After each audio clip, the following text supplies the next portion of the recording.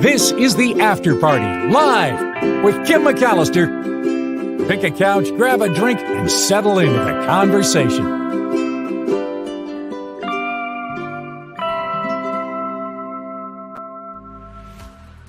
Hey everybody, it is the After Party Live. Thank you for joining us on this Travel Tuesday. Shaking it up a little bit today. Instead of the places that are the best to go, which we looked at last week, today it's the worst places that you don't want to go in the United States. So we have that list coming up. But first, please click the like button if you can. And if you haven't subscribed, please do that as well. Well on the way to 2,500 subscribers every day, collecting more and more. So thank you for all the ways that you help do that and the part you play in the success of this show. Huge thank you to everyone who's contributing to the show via the PayPal link. You'll find that in the show description. So thank you so much. All right. First thing, let us go right to it. By the way, I hope everyone's having a good day and staying cool out there because it's still pretty warm. Let's go to the stories, though, because the first thing I wanted to tell you guys about today was remember we talked about Mount Fuji and the tourists who were poking holes in this kind of barrier that was set up to keep people from trashing this town? Well, it's another story regarding Mount Fuji. This one a little bit different because it involves residents who were really upset that a builder put up a condo and disrupted their beautiful views of Mount Fuji.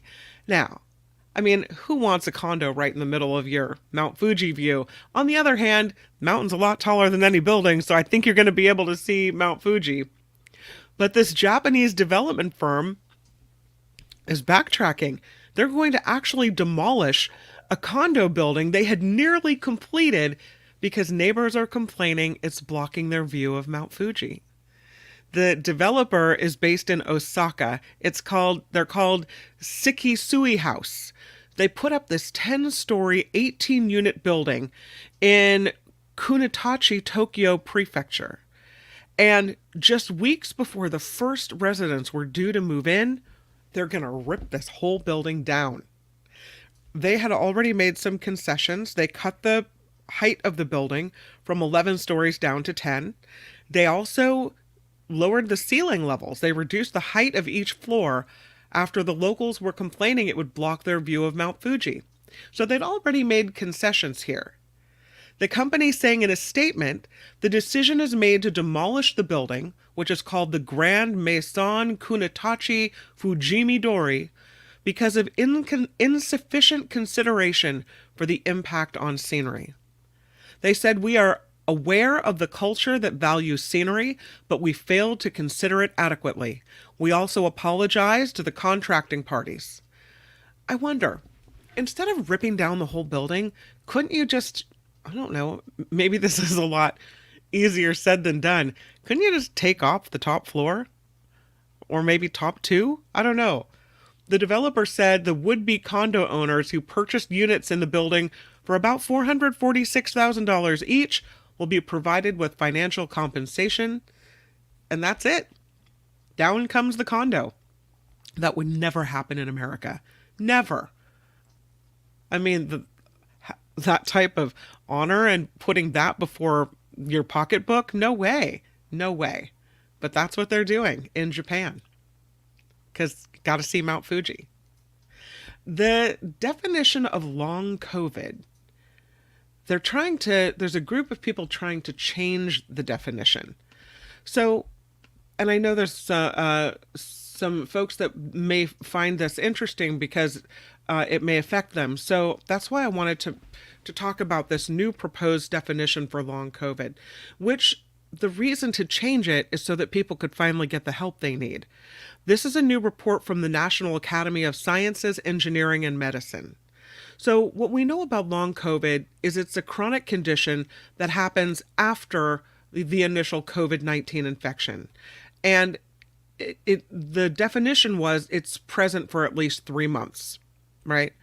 The federal officials are asking the national academies to take up the issue of defining long COVID because of a lack of consensus definition that has led to difficulties in diagnosis and treatment of this disorder.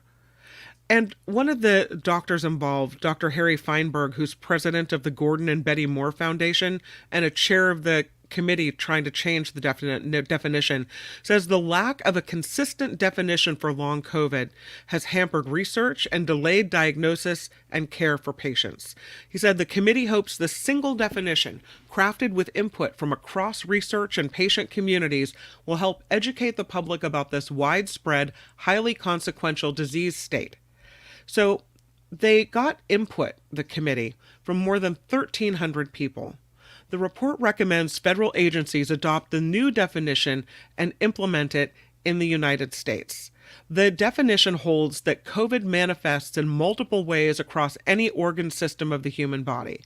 Overall, a complete list of signs, symptoms, conditions associated with long COVID would have more than 200 entries. They say it can start right after the initial infection, or it can be delayed onset by weeks or months. A person could have suffered from no symptoms during their initial infection and then still get long COVID.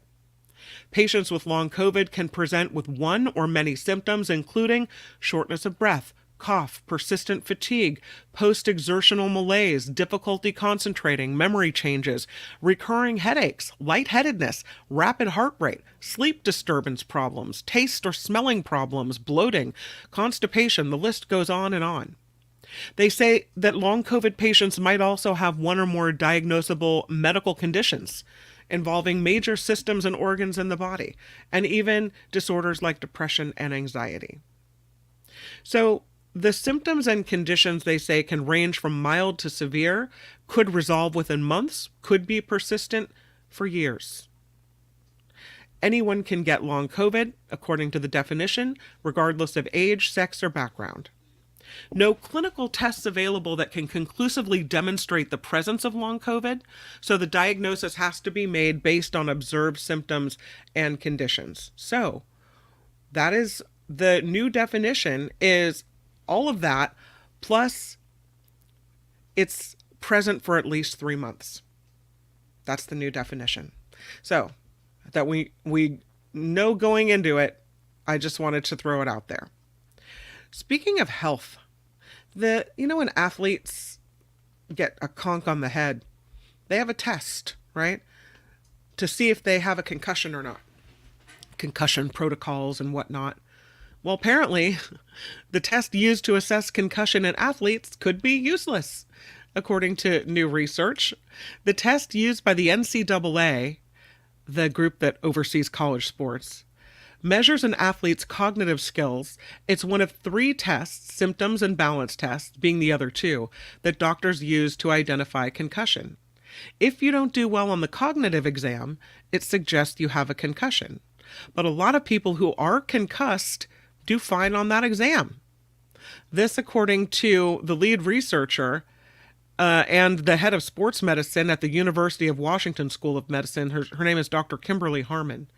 She said she was prompted to conduct this study by firsthand experience working on the sidelines as a team doctor for the University of Washington Huskies. She said some people were concussed and they did really well on recall tests. Some people weren't concussed and they didn't do so well. So she said, I thought we should try and study it. And so she did. The new study involved 92 NCAA Division I athletes who sustained a concussion between 2020 and 2022. All had undergone a concussion evaluation within 48 hours of injury. The results were compared to those of 92 non-injured teammates. And Dr. Harmon's team found no difference in cognitive test scores between the injured and the non-injured athletes. 45% of players were found to have a concussion actually perform better on their cognitive test than in a baseline test before the concussion. So if you get hit in the head, she says, and go to the sideline and say, I have a headache, I'm dizzy, I don't feel right, Dr. Harmon said I could say with pretty good assurance, you've got a concussion. She said, I don't need to do any of this cognitive testing. The problem is some athletes don't want to come out. They don't report their symptoms, or they may not even recognize their symptoms. So then you need an objective, accurate test to tell whether you can safely put that athlete back on the field. And she said, we just don't have that right now. The tests are useless. They do not work, is what she says. and that keeping these athletes safe requires real teamwork between healthcare staff and the athletes themselves. She also said that an increase in symptoms is highly suggestive of a concussion, but it relies on accurate reporting by the athlete, who might not be wanting to report those symptoms because they want to get back out there and play. They don't want to let their teammates down. They don't want it to be a serious injury.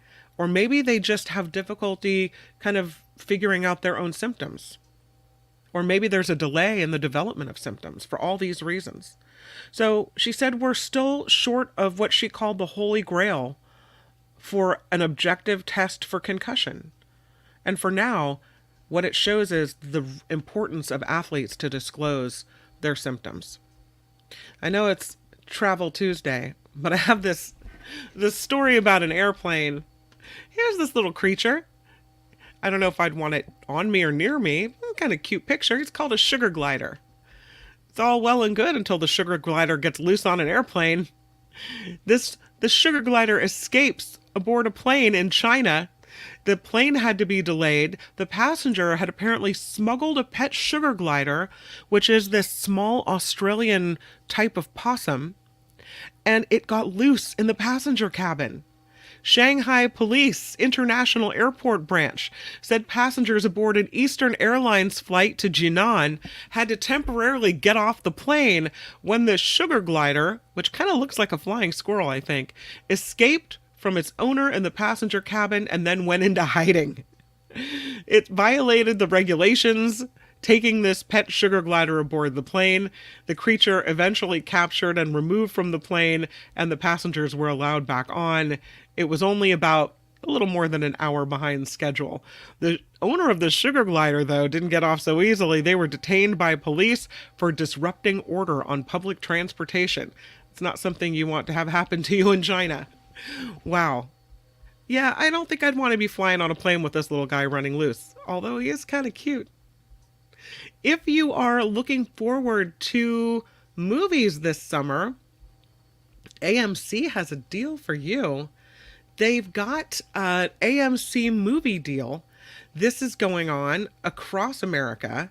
They're going to offer you $3 movie tickets for the summer.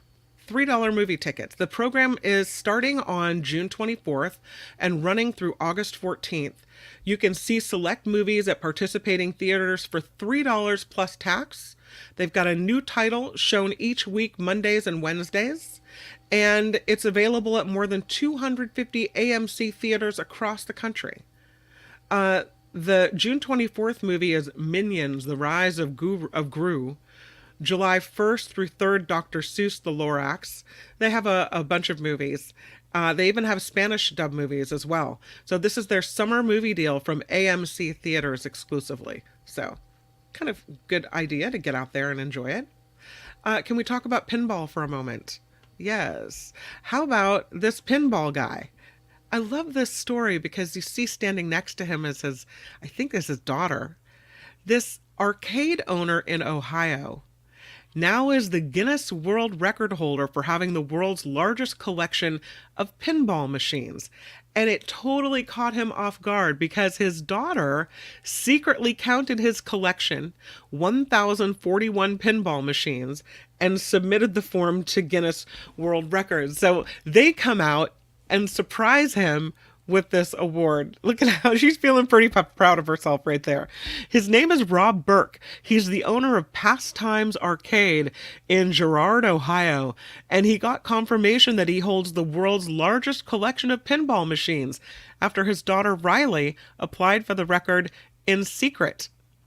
She enlisted the help of employees there to catalog the machines because not all of them are out on the arcade floor. There's so many of them.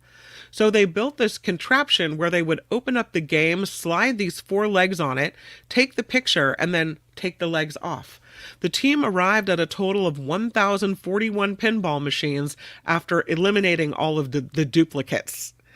Riley said she received word that the record was accepted on May 7th, 3 days after her dad's birthday, and she presented him with the certificate at a party celebrating the arcade's first anniversary. He said, "I could hardly believe it. This is a great honor. There's so much we all do in our lives. You kind of wonder in the back of your mind, will anyone ever recognize you for what you've done?" And he said, in that respect, it was a pleasure and it was a pleasant surprise. So looks like a good moment for them. Pretty cool. Speaking of amassing large collections of items, check this out. This Ghostbuster aficionado really likes Ghostbuster. Yeah, Ghostbusters. He has collected 2012 pieces of memorabilia regarding Ghostbusters. He's British, and he also has now the Guinness World Record. His name is Robert O'Connor. I'm sorry. His name is Robert O'Connor, but he took the record away from Darren McQuaid's. Hold on, I think I'm messing it up. So Darren McQuaid's collection. This is Darren you're seeing here. Darren is the winner. He's got the world record. He has 2012 pieces of Ghostbusters memorabilia, and he took it away from an Ohio man named Robert O'Connor. His collection was tallied at 1,221. So Darren's got the record at 2012 because this is the record you really want to have. He said it's like living in a Ghostbusters museum. His rarest items include Ghostbusters 2 Christmas Cracker Box and a Ghostbusters stunt kite, which recently appeared as an extra in the latest Ghostbusters film. His job by day, professional magician. And he said he often works a Ghostbusters theme into his tricks. He said, "I love mixing Ghostbusters with magic. Whenever I learn or invent a new trick, I always see if I can add a Ghostbusters theme to it. Doesn't always work, but I love it when it does," he said. And he's going to keep growing his collection. He said, "Hopefully I'll be celebrating the 50th anniversary with an even bigger collection. I seem to run out of space about once a year, but I always find room for more," is what he said. So Darren McQuaid, the winner of the Ghostbusters memorabilia collection. Wow, that's a lot of stuff. That's too much stuff for me. I mean, you would really need to have, I guess, your whole house be like that. Just clutter of Ghostbuster stuff. No thanks. I think it's a little too much. There is a really cool castle for sale in California. It's not the castle in Napa Valley that is the winery. This is a residential castle, and it's near San Diego. You can see it on a cliffside here. I think I also have a list of all the pictures that they've taken inside. This place is on 60 acres, and it has views galore. It's called the Laminack Castle, and it's really pretty incredible place. I mean, someone went to a lot of trouble, but for a castle, it doesn't really have that many bedrooms. This is a 2-bed, 2-bath castle. So, I mean, I think maybe they could have done a little better in that regard. You think you have a castle that, you have ample room to have a cast of thousands come stay the night. But here's what it looks like. It's for sale for $1.25 million. It's in Jamul, California. But check out the pictures of Laminack Castle. Huge redwood doors leading you into this castle. I think they tried to make it pretty authentic, but I don't know if they succeeded. Let's take a look at some of these pictures. So here's the doorway in. See the big armor with the crossed swords over the entryway there. Huge fireplace. I mean, it's pretty interesting looking. They even have a knight back there by the bar. It's nice. But then they've done some things in here. I mean, it's nice that they put a bar made of stone in there. Can never move that thing. Pretty amazing fireplace. But they've done some things in this castle where they've put these modern finishes that just don't really kind of go with it. I guess you could, stone shower's pretty nice. Look at that. But the way they've cut off the windows, it just looks weird. Like, I don't know. Look at the kitchen with the tile and I don't know. It doesn't really look castle-y. I think they could have done a better job with this. And then when you get to the staircase, you can see, that's kind of a cool dining room. You can see they put this like plexiglass thing up. And I get that they don't want people to fall into the stairwell, but could you have done stone? I don't think it needs to be open like that. Maybe because it's smaller, that's why? I don't know. Pretty interesting castle. It's hard for me to believe that someone built this castle. Look at the potty. See how they put these walls up like right at the edge of the windows? It's kind of strange. And I really don't like those stairs, those old, metal stairs. That's not very castle-y. If you're going to go for it, go for it. Like, don't add modern stuff in there. Make it all as authentic as you possibly could. But Laminack Castle is, I don't know, it's an interesting place, I think. And again, it's $1.25 million. It is in Jamul, California, near San Diego. And they say it's got views of the ocean, and it has 60 acres. So, I mean, there's a lot you could do with this place, I suppose. SF Gate calls it gaudy and gigantic, but I don't know. 2 bed, 2 bath? That's not so gigantic. It's a medieval German castle. It was built in 1995, 3,600 square feet. And they have those doors you saw, 750-pound double redwood doors in the shape of a Gothic arch. Spiral staircases, stone interiors. It sits on this hillside overlooking part of San Diego County. And it has a view of the San Bernardino Mountains. It's got view of the ocean, they say, and another waterway. So, I don't know. If you're looking for a castle, go ahead. I don't know. If you have another $1.2 million to blow, why not? Speaking of homes for sale, these hardly ever come up for sale. Capitola. Yeah.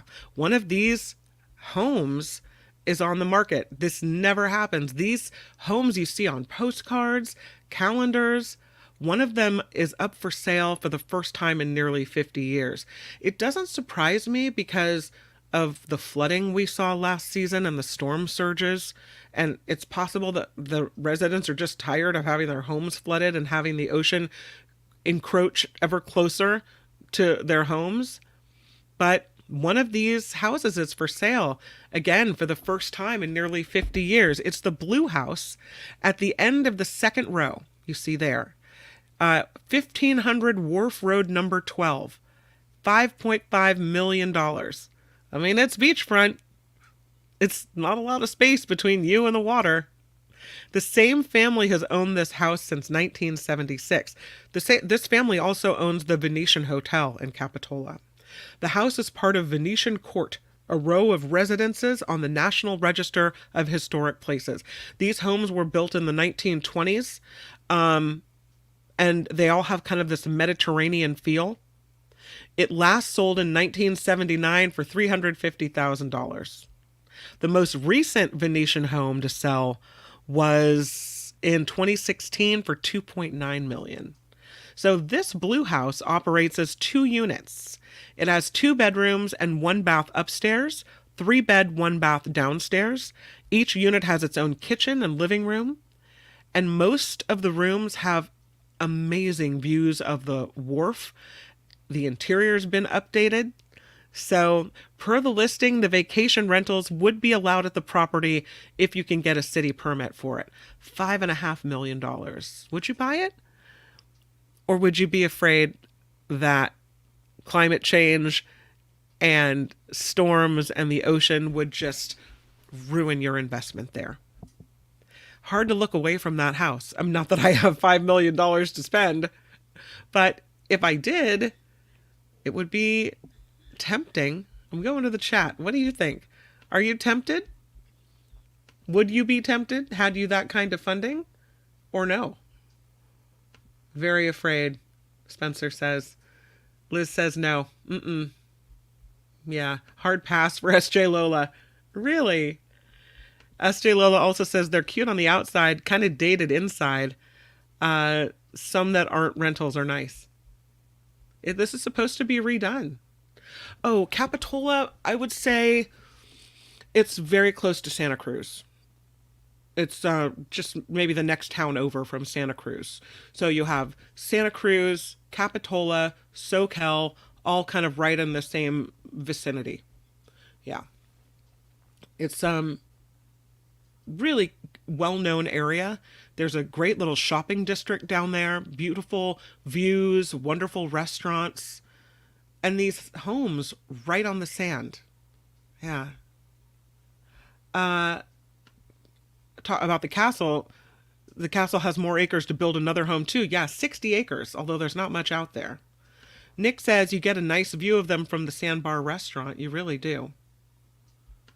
Yeah, north of Aptos, south of Santa Cruz.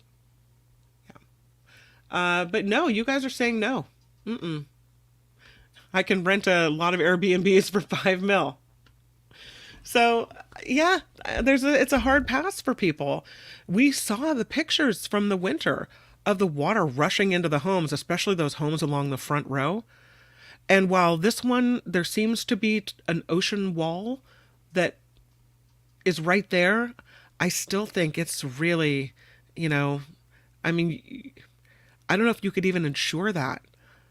Probably for all the times the water has rushed into these homes, they might be more and more difficult to insure.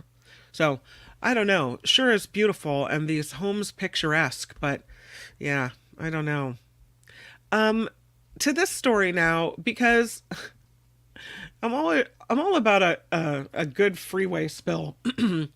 This one involved watermelons all over the freeway, and really I just wanted to show you this picture. It happened in Utah.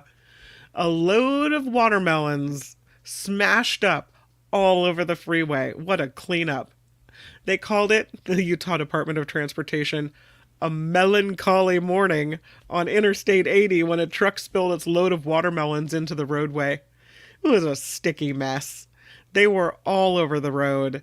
The semi-truck carrying the melons had the side torn off its trailer. They don't know how the damage occurred, but they had to spend hours cleaning it up and getting the road reopened there.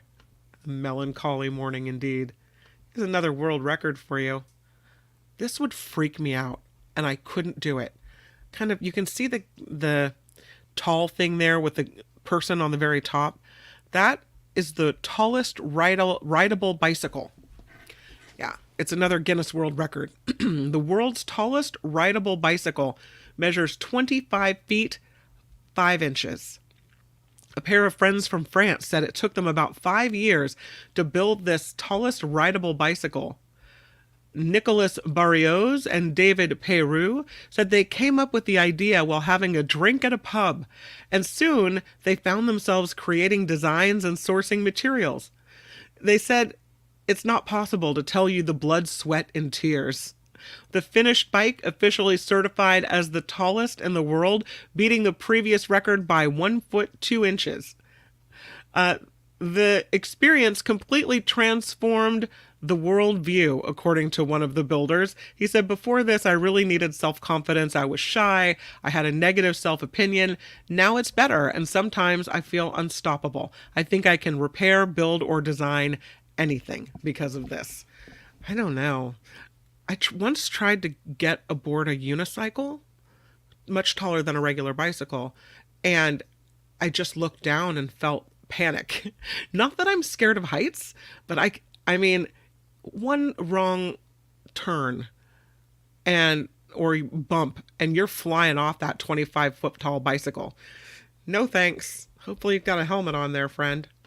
To the lotto of the day. This lady, she just stopped for an energy drink. Got a little pick-me-up in the afternoon there. So she stops for an energy drink here in California at a convenience store. The store, by the way, where she'd been going her entire life to buy things, and she picks up a lottery ticket. This is in Whittier, California, at Helen's Market on Santa Fe Springs. This store that she's been visiting since riding her bike to the shop as a kid. She stops to buy an energy drink and decides to buy an extreme multiplier scratch-off ticket. She said it was catchy, and I liked the colors. And I was like, just give me that one. What's interesting is I ended up picking my lucky number. The ticket, lucky number 22, was a $1 million winner. The money, she said, will help with a lot of things. Looking forward to what that $1 million is going to bring, she said, positive things only. Right on. I know this is a creepy picture. I'm sorry. But this hyper-realistic humanoid robot could be used in psychotherapy. I don't think it's going to improve mental health, but hey, the silicone heads of humanoid robots are shockingly realistic, and the developers think they'll one day be used to help mental health. This is a factory in China developing these realistic humanoid robot heads. It's kind of creepy because in the factory, they say there's a bunch of heads. You can see it there. The heads are lying among feet and hands that are all really human looking, and they're in various stages of completion. The humanoid robots are the most complex type of robot to build, and these use artificial intelligence. So they learn how to recognize human behavior and then mimic it. They say there are many basic models and algorithms that are commonly open source, which everyone uses there, but they concentrate more on how to enable the AI to recognize and express emotions. The robot moves her head, smiles, sticks out her tongue, and then a humanoid robot mimics that movement because of tiny motors installed in spaces in its head. They're making several different models of these. I'm telling you guys, this whole thing creeps me out. I don't know. I don't know how this is going to help mental health. How anyone thinks. I mean, I guess maybe by making you not feel so lonely? Wouldn't you rather interact with each other online instead of like having a fake person that's not real? Check that out. I mean, I know they're just masks or fake faces, but still, I think that's a little creepy. I don't know. I'm not loving it. Yeah. The prices range from about 1.5 million yuan, which is 162,000 pounds, to 2 million. I don't know what that is in dollars. The developers think they're going to be integrated into healthcare and into education as well. And here's what they have to say about psychological counseling. They say that's certainly a future application. They're currently conducting research like auxiliary treatment and preliminary screening for emotional and psychological disorders. The creators also say they think emotional interaction has a broader application in service fields like those aimed at children. I mean, is that what we're going to do? Is this because we can't pay teachers, so we're going to just put these robots in the classrooms or out on the playground to, I don't know, monitor the play yard issues? I don't know. I don't think I want that for kids. Do you want that for kids? Is that what we're doing? Pay people. Pay people. No, you're never going to replace psychotherapists or therapists or counselors who have the ability to respond to you on a human level. You're never going to be able to replace teachers with someone that doesn't have the human touch. Part of school is learning about who you are, how to act in the world, how to handle problems. And it's something that requires human nature and someone who understands appropriate ways of acting. I don't think this is going to work out. Can you see that lady and that humanoid robot lady in the front of the classroom teaching a class? It doesn't work for me. No. Heather says they got it backward. Those things will cause psychological issues, not help, right? They are creepy. I agree, Spencer. I don't think it's going to help mental health either. Yeah, no. Spencer says there's really no evidence that can support this pipe dream. Calvin says, yes, robot teacher, lost in space robot. Okay, but remember, the lost in space robot was played by a human. You're not going to have any human traits. I mean, I get what you're saying, but, that was a show. I wouldn't want my child to have a robot teacher. Ren says the kids would attack it. I don't know. Susan agrees with Heather. It'd give nightmares. Robo's spitballs. No. Pay the people. Pay the teachers. Pay the therapists. There are a lot of things that these humanoid robots can do. It's interesting. I was reading something from a writer who was saying when AI was developed, that we were hoping that it would, do our menial tasks for us, fold our laundry, right? Or paint our house, or the things that we don't want to do, clean the pool, whatever. The physical tasks that maybe you don't want to do, go clean the toilet, right? Not writing. You don't want AI to write for you. You want it to clean the toilet for you so that you can write. And it's the same thing here, where I get that robots could be useful in manufacturing or doing these tasks that, people ruin their wrists because it's the same repetitive movement over and over and over again. Making cars, making products, doing that type of thing. But when it comes to things where a human touch is needed, like relationships with kids as far as being their teacher and being someone who can motivate them and inspire them, this is for a human being. This is not for a robot. When it comes to someone who will understand your problems and decide the best course of therapy for you, this is not a robot. This is a human being, someone with empathy and understanding. All right. Yeah, clean the windows, mop the floor. That's it. Teacher Lori said, I had an online therapist through Medicare just stop showing up for appointments. A robot that showed up would have been better. In check-in type situations, showing up and seeming empathetic works. I don't know, Lori. I think you got to have that human person behind it. I just don't think that you're gonna have this flat affect. I mean, you might as well then, what's the point of having the robot? Why not just talk to a chip sitting on your table, a computer chip? Because that's what it is. Yeah. Anyway. All right. Well, it is time for Travel Tuesday. Woohoo! I know we're not taking a trip together where we'd like to go, but I have a bunch of really interesting travel stories, so hopefully you'll enjoy this installment of Travel Tuesday. Let's first start with lost luggage. So if you are traveling this summer, you should know that there is a U.S. airline that has the worst record for losing bags. They're trying to improve, but American Airlines has apparently, for about the last 5 years, been one of the worst as far as lost luggage. Yeah, it's kind of consistent with them. The analysis comes from the U.S. Department of Transportation Air Travel Consumer Report. MyBaggage.com found that between 2021 and 24, American Airlines mishandled the most luggage of any U.S. carrier. During those years, American handled more than 200 million pieces of luggage, and of all of those bags, 1,750,009 were mishandled. That's about 8.71 bags per 1,000. It is one of the largest airlines, so they say keep that in mind, that more people flying means more luggage to handle or mishandle. But they have the title now of the worst handler of luggage, and they have had it every year so far this decade. So the last 5 years, or at least 4 years.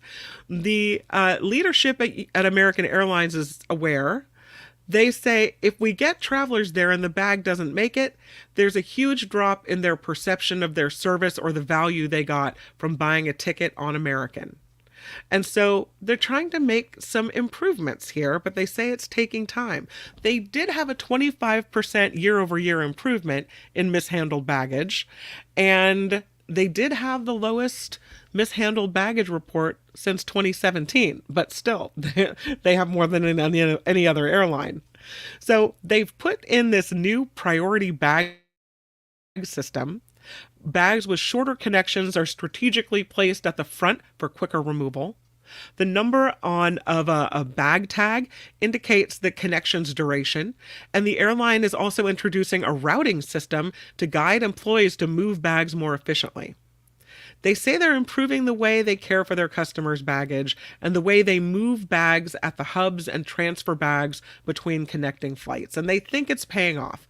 But yeah, if you're flying American, you might want to put one of those, what are they called? The tracking device in your bag. There is a place that is so beautiful and so popular in the Tahoe area that now probably going to need a reservation. It is Sand Harbor, and it is really, really incredible. And there's so many people that go to Sand Harbor, they're now going to start requiring reservations for people to go because it's just too much. Too much garbage, too many people, too many crowds. They're overwhelmed by tourists in this area. And so they're going to put out a reservation system. Now, this is one of the most popular beaches in the Tahoe area, but I guess it's buckling under the strain of so many people. They had the number of visitors to Sand Harbor State Park skyrocket, more than 1 million visitors in 2023 compared with 2012. 1 million more visitors, I should say. So to try to control the number of people who come here every day in the summer, they're going to require these reservations for entry.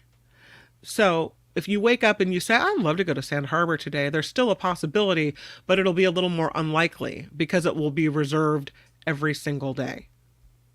Right now, the way it is, it's kind of first come, first serve. So they shut the park gates as soon as the parking lot fills up, and you just can't get in.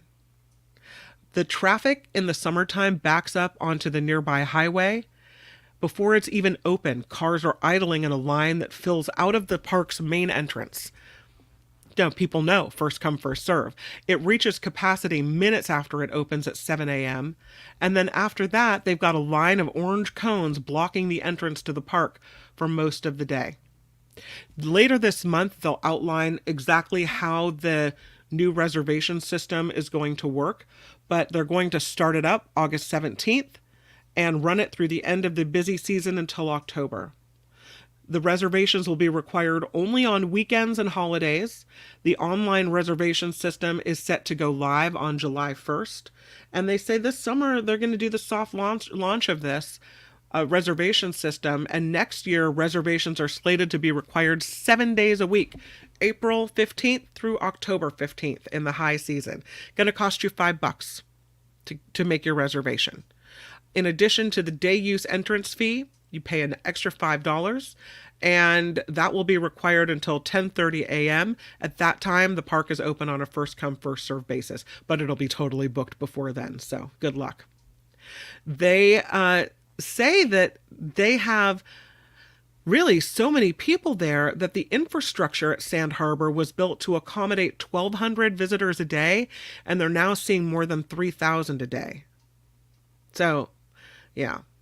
It's supposed to look, the reservation system, similar to the day use reservation system that Nevada state parks put into place in other locations. So, yeah, I can see why they have to do it.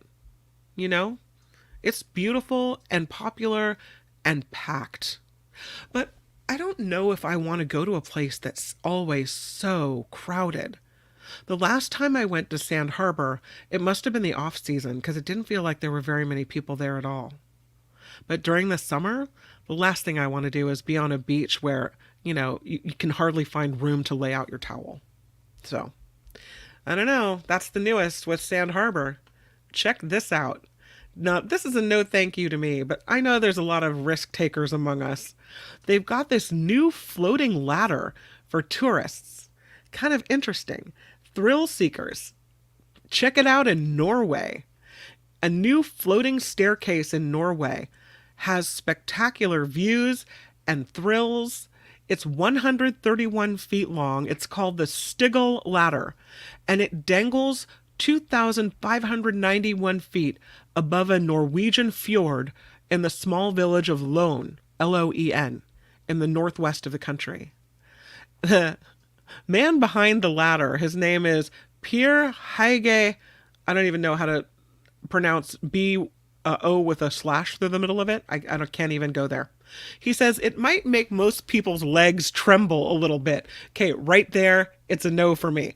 I'll stand off to the side and take a picture of the beautiful fjord.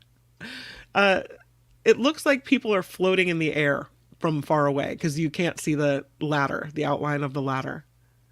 It'll be, the company is called Loen Active. This is the company behind this and several outdoor activities based in this village, known for its striking landscapes. Only 120 steps on this ladder, only. But he said it's totally for adrenaline junkies. It forms part of the village's extensive Via Ferrata climbing route, which is translated into Iron Path climbing route. They have steel cables and fixed ladders to aid climbers in several locations around this area. This ladder is at a 45-degree angle. It's only accessible to climbers who've already partly ascended the Via Ferrata route toward the top of the mountain. And that means even when you start climbing the ladder, you've already been pretty high up. So I don't know. What do you think? Are you going on this in Norway? Is this your jam? Wait till I show you this picture. Because if I show you this next picture, you might think, you know what? Maybe not so much. Look at the angle of it. I mean, you can't deny the views are beautiful. But when I'm looking at this angle, I'm thinking to myself, I'm looking straight down, trying not to miss a step. I'm not looking at the views. Incredible views though, but look at that straight down. Oh, yeah, I don't know if I could pull it off. All right, time for now the list of the places you don't really want to go, the worst places to go in America for this summer. And the Forbes Advisor study is out with this list. What they did is they ranked the cities that would be the worst for summer travel. They looked at 50 of the most populated cities in the U.S., and they looked at crime rate, median hotel price during the summer travel season, seasonal temperatures. They gave the transit a score, the number of restaurants in the area. And the study revealed that there are some challenges with the worst place to go in America this summer, which is Jacksonville. It was rated the worst city to visit in the United States, scoring the lowest score, 100 out of 100. Lowest for walkability, lowest for public transportation access. The Jacksonville International Airport has the second highest percentage of disrupted flights. The city has the sixth fewest parking lots and garages, eighth highest crime rate, eighth for fewest restaurants, 4 or more stars on TripAdvisor. Yeah, so Jacksonville, probably not the place that we want to go this summer. Jacksonville, Florida, I should say. Number 2 on the list, didn't do very well either. This is a surprise to me. Colorado Springs, Colorado. It's so pretty.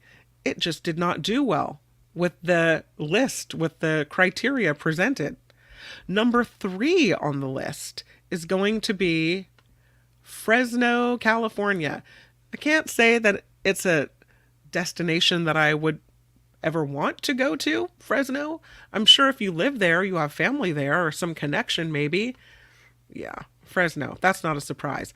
Number 4 on the list of worst places to travel this summer in America, Memphis, Tennessee. Surprising because it looks like a nice place, kind of. But no, they say that's not the place you want to go. And 5th on the list is another place that surprises me, Albuquerque, New Mexico.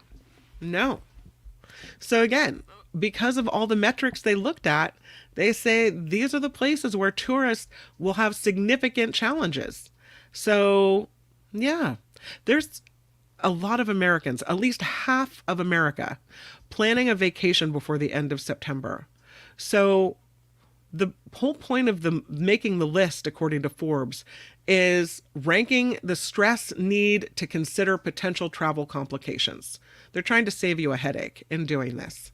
So those were the top 5 on the list.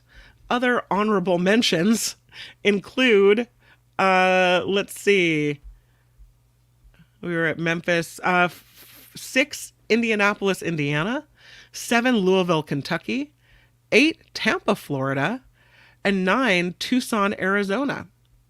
So that's the places they say don't do it. Don't go.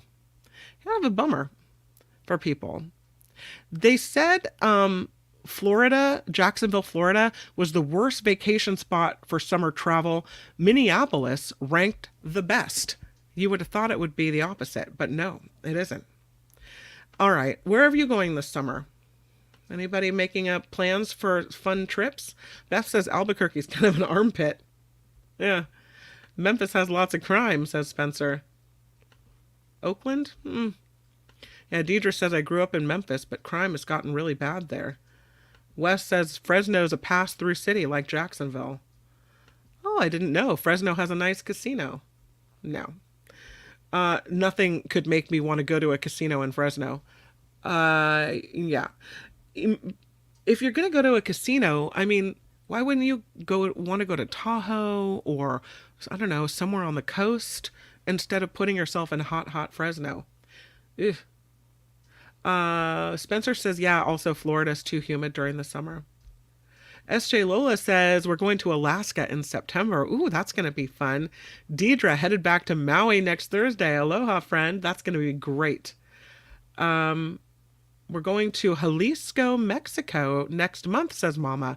Ooh, have a really wonderful time. Liz says, my son just got back from Japan. Awesome. William headed to Nevada this summer. Walter was no place he'd rather be than right where he is. I can understand that. A casino, Reno, Tahoe, Vegas, or a cruise is your best bet. Yeah. Ooh, you're going to Tillamook this summer. That is a place that I've actually been. I went to the Tillamook factory as well and took the tour. They give you free ice cream at the end of it. But that's a really pretty place. Josh wants to know, anyone vacation in Gary? What, Gary, Indiana? I don't know. Probably not. This is disturbing. William says my daughter is in jail. I'm so sorry. I don't know what happened there, but I'm so sorry to hear it. I know that's got to be really tough. So hopefully whatever landed her there is not something that's like ongoing, like the Hunter Biden thing where there's a drug addiction involved. And I hope that it's not a long sentence and that she can put her life back together afterwards. So sorry about that. Heather says, going to Vancouver with my best friend for a girls' weekend. Also a couple of other trips. Portland to see another pal, Fort Wayne to visit my boyfriend's family over the 4th. Ooh, you've got a fun summer ahead of you, Heather. Excellent. Lisa just returned from Switzerland, Belgium, and Ireland. Oh, that sounds amazing. What a trip. Jim just returned from Atlanta to see the Rolling Stones. That's a good one. Nice. And Ren says we're headed to Nashville, Ohio, and Lake Michigan in a couple weeks, family time. Wonderful. I'm so glad. I hope that you guys have wonderful travels. If you feel like it, if you remember, take pictures and send them in, and I'll post pictures of your travels and your adventures. If you see something interesting along your way, we'll throw it in for Travel Tuesday. All right, you guys. Thank you so much for hanging out with me during this Tuesday, this kind of calm down hour after the Nikki Maduro show and the Mark Thompson show. I hope you have a really good rest of your day. Keep it cool. I know it's a hot one, so hang tight. We're going to cool it down, I think, in a few days. But I appreciate you being with me. Please click the like button on the way out. And thank you again to everyone who contributes to the show, both with your comments and your time and finances as well. It's all really, really appreciated. All right, I'll see you tomorrow. Have a good one. Bye-bye. The After Party Live would like to thank the following contributors and viewers like you.